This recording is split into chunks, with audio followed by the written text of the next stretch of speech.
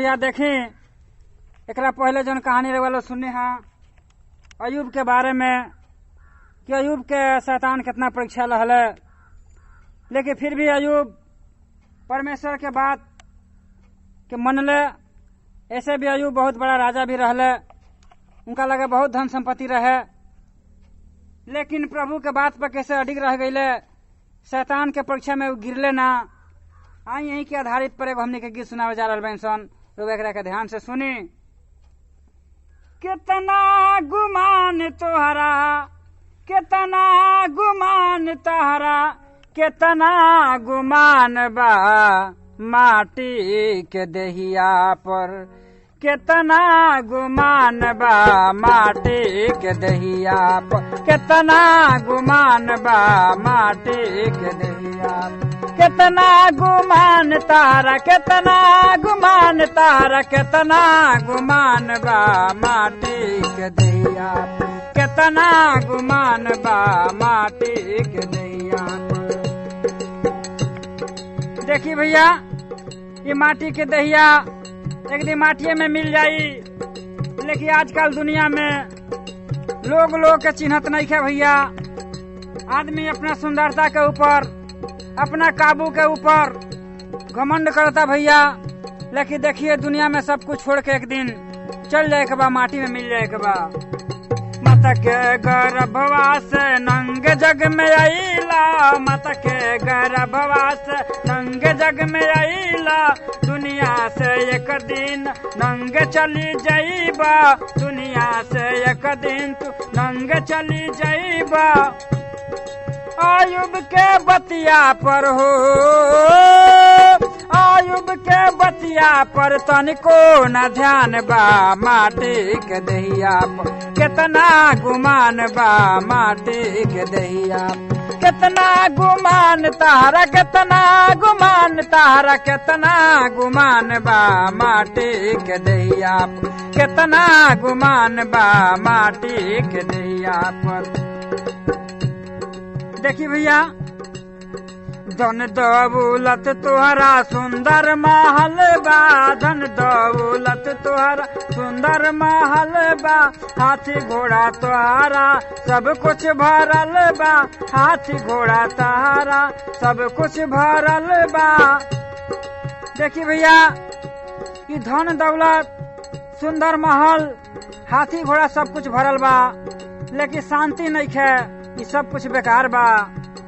आत्मा में शांति नहीं है, आत्मा में शांति नहीं है, सब कुछ बेकार बा माटी के दहिया पर, कितना गुमान बा माटी के दहिया, कितना गुमान बा माटी के दहिया, कितना गुमान तारा, कितना गुमान तारा, कितना गुमान बा माटी के दहिया, कितना गुमान बा माटी के दहिया। देखी भैया जेकरा जीवन में प्रभु के प्रेम नहीं है, प्रभु के भय नहीं है, ओकरा जीवन में कबो शांति ना रही भैया। काहे कि वो आदमी हर समय गलत गलत काम करेले, गलत काम में गलत संगत में उनकर जीवन बीतला, जमुना के चलते हर समय उनकर जीवन परेशान ही परेशान रहला, आत्मा उनकर हर समय परेशान रहला। देखें आगे कैसे भक्त गीत के कह रहल बड़े कि जकरा जीवनवा में यीशु जी नहीं की, जकरा जीवनवा यीशु जी नहीं की, ओकरा जीवनवा में शांति नहीं के, ओकरा जीवनवा में शांति नहीं के। देखिए भैया यीशु जी शांति के दाता हैं, वहाँ के मुक्ति के दाता हैं। मात्र एगो यीशु मसीह के द्वारा दुनिया में हमनी के शांति मुक्ति मिलेला। वहाँ के जिंदा ईश्वर बानी, बाइबिल में लिखल बा कि वहाँ के दुनिया में मर के भी 3 दिन के बाद जी गल बने। इतिहास एकर गवाह बा भैया, ये बाइबिल में लिखल बा, हम पढ़ला बानी सुनला बानी। ओ कर्मा के फल भोगबा, कर्मा के फल भोगबा, लिखल जरूर बा माटी के दहिया, कितना गुमान बा माटी के दहिया, कितना गुमान तारा, कितना गुमान तारा, कितना गुमान बा माटी के दैया, कितना गुमान बा माटी के दैया पर। देखिए भैया, ये माटी के शरीर पर आदमी कितना ना गुमान बा कि एगो भाई भाई के देखे नहीं के चाहत, धन संपत्ति खतरा, ये माटी के शरीर के इच्छा पूरा करे खतरा एगो भाई के आदमी मर्डर कर देता। बाप महतारी के पूछत नहीं खे, लेकिन यीशु मसीह कहता नहीं कि जेगा दुनिया में खाली आइल बड़ा, एक दिन खाली तू चल जेब, ई दुनिया में रहबा ना, ऐसे बढ़िया काम कर।